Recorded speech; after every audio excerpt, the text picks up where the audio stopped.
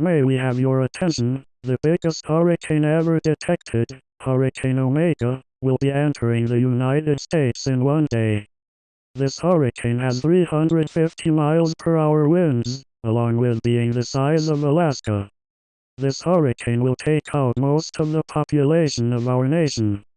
Here is what we recommend. Find a shelter. Stay indoors. Go to a basement. Lock all windows. Don't panic, and keep calm. Our systems have